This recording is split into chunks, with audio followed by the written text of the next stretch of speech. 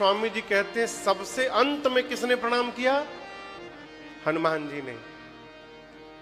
यह एक प्रश्न है, भगवान आपको कोई काम करने के लिए कहेंगे तो आप सबसे लास्ट में करेंगे कि सबसे पहले करेंगे?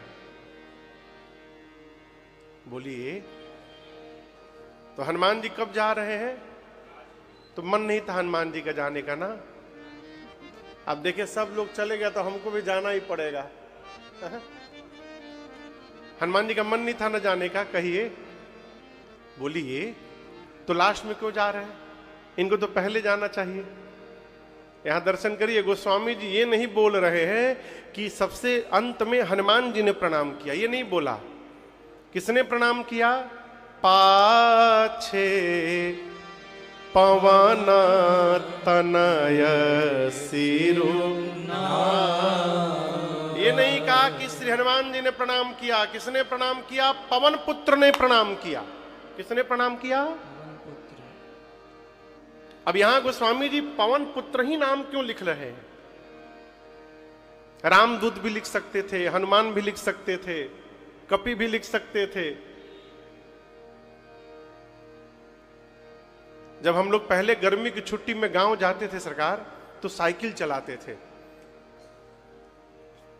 आप में से जो साइकिल चलाए होंगे पहले कैंची चलाते हैं, क्योंकि पूरा पांव पैडल तक पहुंचता नहीं था। तो उसके साइकिल के ट्रायंगल में से एक पांव भीतर डाल करके और उसका सीट पकड़ के ऐसे यहां दबाकर और एक हैंडल पकड़ के उसको चलाते थे, कैंची। और जब पैडल पर पांव जाने लगे तो चढ़ के और फिर चलाते थे।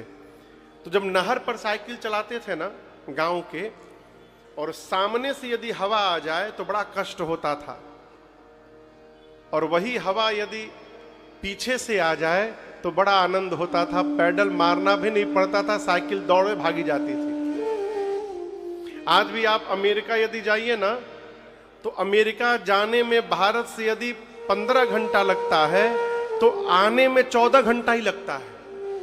क्यों?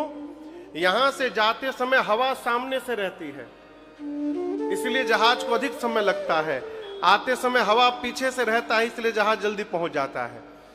गोस्वामी जी कहते हैं पवन सभी कपियों के जाने के बाद हनुमान जी पीछे से पवन पुत्र बनकर जा रहे हैं, यानी हवा लेकर।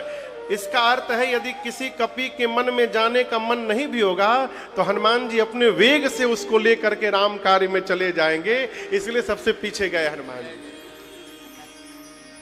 हनुमान जी लेकर चले। भगवान ने कहा कि जाइए हनुमान जी। बुलाकर भगवान ने सिर पर हाथ रखा, अपनी